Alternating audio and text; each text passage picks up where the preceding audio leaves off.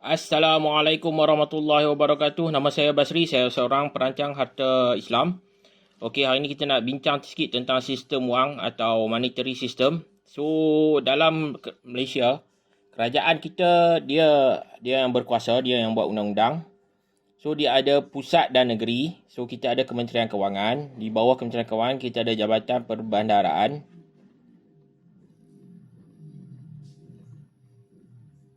Okey. Dan ada juga bawah dia ada BNM lah. So bawah BNM ada macam-macam lah. Ada Security Commission, SC, Ombudsman, kan.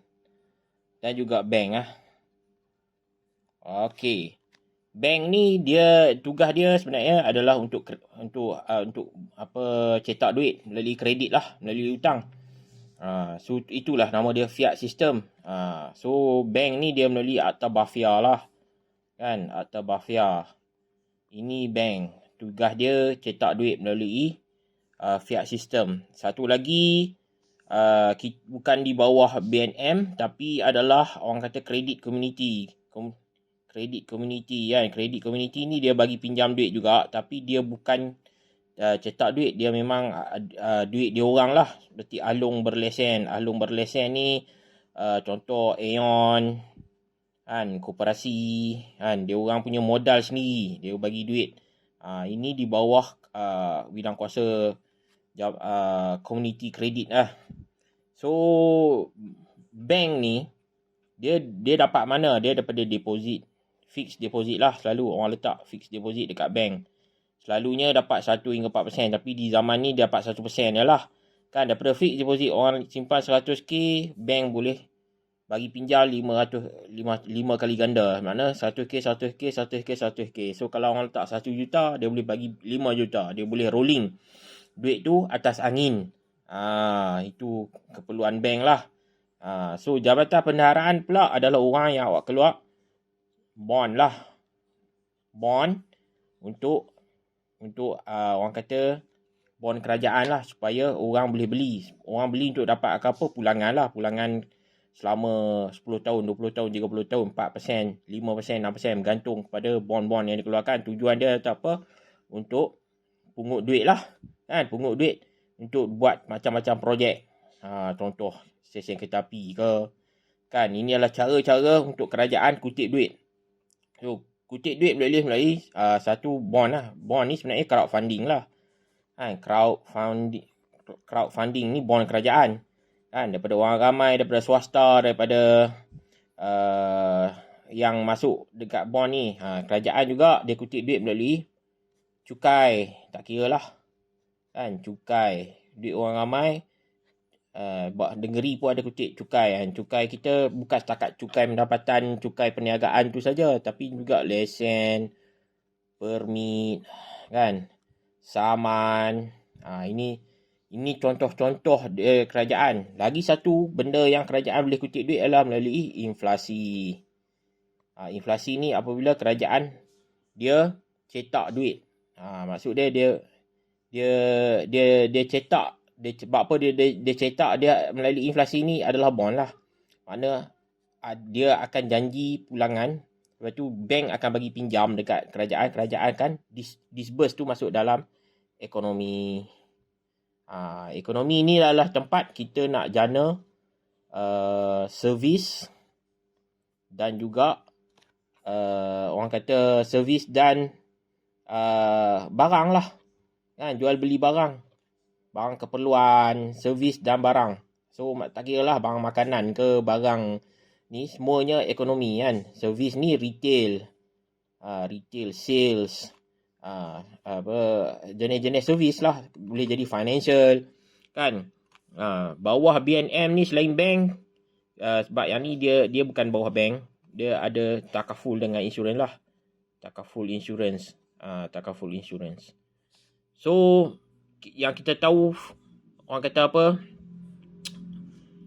bank ni tugas dia cetak duit melalui kredit lah. Cetak duit hutang. Selalu hutang utama bank adalah mortgage lah. Paling besar. Kan, mortgage. Sebab tu mortgage ni dia sentiasa naik. Sentiasa naik bukan disebabkan oleh orang kata disebabkan oleh supply, the true supply and demand. Selalunya memang bila ada demand akan ada supply, harga naik. Tapi bukan disebabkan oleh demand. Sebab apa? Developer, satu disebabkan tanah tu dia inflate, dia inflasi melalui kita kata cetak duit ni lah. Kan? Dan bank dia dah bagi duit yang banyak, berbilion-bilion pada developer, dan developer got greedy, dia bina rumah yang bukan dalam demand punya. Dia bina rumah untuk 1 juta tu. Jadi kita pernah dengar kan, rumah 1 juta untuk pelancong, rumah 1 juta untuk orang asing. 1 juta tu tak terjual. Jadi dia pernah bagi cadangan nak jual 600k kepada orang asing. Boleh, sebab undang-undang kata rumah yang nak jual kepada orang asing mestilah 1 juta. Tapi bila dia kurangkan nilai 1 juta 600k ni, berapa sebenarnya dia punya kos? Sebenarnya dalam 500k.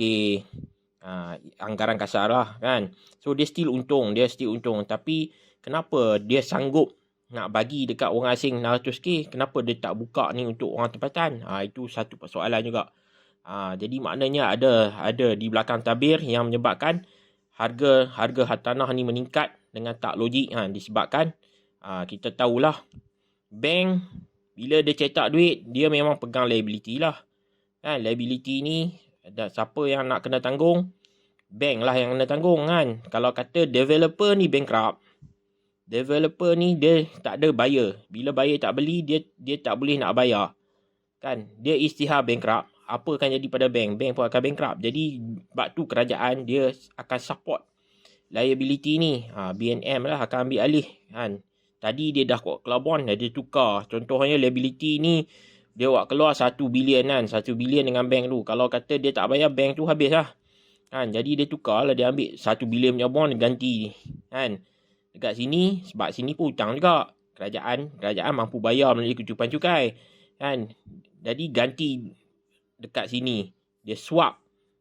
Jadi sebab tu orang kata bila buat macam ni, bond kerajaan tu dia tak boleh jadi tinggi ya. Sebab sini dia hanya bagi rendah kan. So pulangan dia rendah. Tapi kerajaan dia boleh tukar. Nilai dia sama, dia kata nilai dia sama. Cuma untung dia dekat bank, dia disupport oleh kerajaan. So dia tak jatuh. Developer pun tak jatuh. Dia orang akan cuba sedaya upaya untuk halang developer daripada isytihar declare bankrupt lah.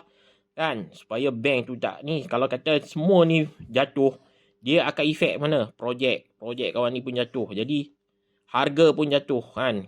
Kalau harga jatuh ni sedap sikit lah. Banyak orang kita nak beli rumah tak mampu beli rumah. Inilah sebabnya sistem wang ni dia ada orang kata manipulasi lah kan. Dalam ekonomi memang 90% ekonomi dijana oleh pihak swasta. Macam kita kata kerajaan dia tak ada duit, dia kutip duit. So kalau dia nak kutip duit, dia melalui inflasi, melalui keluar bond ni. Atau dia pinjam dari siapa? Daripada rakyat lah. Rakyat ada simpan dekat ASB, ada simpan dekat KWSP, ada dekat KWAP, ada dekat tabung haji. Semua ni adalah pinjaman yang biasanya kerajaan gunalah. Kerajaan guna. Sebab apa kerajaan ni? Kerajaan dia tak hasilkan ekonomi. Kerajaan dia bukan hasilkan ekonomi. Sebab apa? Cuma adalah kerajaan dia kawal selia. Contoh elektrik, tenaga kan. Dia kawal air. Jadi dia kawal orang kata penguatkuasaan undang-undang. Penguatkuasaan dan juga undang-undang. Itu yang dia kawal. Kan? Lepas tu dia kawal apa yang lain-lain tu ekonomi swasta lah. Swasta, cuma kerajaan membantu sediakan prasarana untuk swasta. Swasta ni termasuklah penghasilan barang, tak kira lah pertanian, pelombongan, perkilangan, manufacturing. So dalam manufacturing ni memang dia perlukan modal lah. So modal ni memang kita akan jana, kita akan siapa yang untung dalam ekonomi ni dia bayar balik dekat cukai dekat kerajaan. Cukai ni akan pergi dekat, jadi duit tu dia sentiasa berpusing. Cuma ada satu tempat apabila ekonomi tu stop. Contoh macam pandemik sekarang kan, bila ekonomi ni stop, habis lah. dia tak boleh nak pusing lah duit tu kan. Kerajaan dia boleh cucuk saja mendelik inflasi dalam ekonomi. Sebenarnya inflasi ni hasil daripada kerajaan sebab kerajaan pinjam kan. Dia bila dia cucuk masuk dalam ekonomi, adalah orang nak belanja, tapi dia tak boleh, duit tu sendiri dia tak boleh pusing putar-putar kan. Takaful dia terkeluar daripada sini sebab apa? Dia orang bayar saja. Orang bayar masuk, dia kumpul. Kalau kata mati, baru mati, kena sakit kritikal, masuk hospital, baru dia keluarkan. Lain-lain tu dia tak buat apa kan. Sebab tu dalam keadaan ekonomi ni hanya takaful yang paling dapat banyak duit. Contoh kalau kata beli rumah, bank bagi pinjam, tengok orang tu tak mampu nak bayar, bank akan bankruptkan kau tu, lelong rumah. Takaful ada tolong? Tak ada. Takaful dia tak akan keluarkan apa-apa sebab dia tak protect apa-apa pun. Sebab kita kena tahu kan, 3/10 daripada orang yang bekerja, dia meninggal sebelum bersara. Maksud dia 3/10 je yang takaful akan bayar. Lagi 7 orang dia tak boleh claim pasal dia tak, kalau kata 10 orang yang masuk dia sebab dia hidup lagi.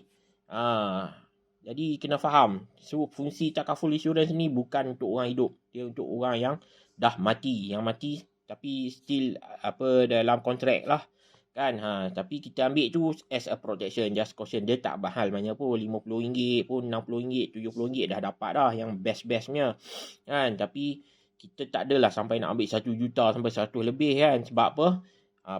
Kebarangkalian untuk kita hidup bersara miskin tu lebih tinggi sebenarnya, bersara miskin. So dalam keadaan ni, sebab kita guna fiat system kan, jadi orang kata ekonomi ni memang 90% lah reliant punya kerajaan terhadap ekonomi, terhadap pihak swasta. Pihak swasta ni, jangan kata pihak swasta ni orang kata syarikat sendirian berhad je. Orang kata pihak swasta ni siapa-siapa yang tak kerja makan gaji. Orang yang dalam yang kerja dekat pasar malam, yang menjual pasar malam, penjual pasar borong, pasar tadi, semua swasta tu. Swasta tu maksud dia atas di kapasiti di sendiri. Macam saya swasta lah sebab saya tak kerja makan gaji. Bukan dalam sektor kerajaan. So orang yang kerja dalam kerajaan, dia servis dia bukan hasilkan ekonomi, tapi dia hasilkan orang kata servis kerajaan. Dia hasilkan satu manpower kan. Manpower paling terbesar melalui orang kata education kan. Sebab kita belajar sekolah kerajaan, kita keluar kan, kita jadi manpower pada swasta. Tapi selain daripada education, kerajaan juga paling besar dia punya cost dalam industri health lah kan. Dia banyak hospital, doktor yang dia hire kan. Banyak sebenarnya manpower, education, health yang memang besar. So kita dalam keselamatan, polis, tentera, bomba, kita ada juga APAM, kita adalah JPJ kan.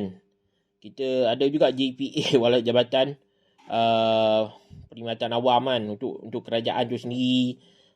So semua ni dia tak hasilkan apa-apa aktiviti pada ekonomi. Sebab dia hasil daripada sinilah, cukai yang dikena kepada rakyat, lesen, permit, seaman. Lepas tu kerajaan pula dia kenakan kewajipan untuk KWSP, KWAP kan. So semakin tinggi undang-undang yang diluluskan, semakin tinggi kos. So kos, contoh kita kata gaji minima 1,200. Sebelum ni gaji minima 600. Lepas tu bila dia naik 1,200, memang kos meningkat 2 kali ganda lah. Sebab dulu harga nasi ayam RM2.5. Tapi bila dia naik je 1,200, terus naik jadi RM5. Sebab tokek ataupun orang kata kedai nasi ayam, dia tak mampu nak gajikan orang pada harga RM2.5.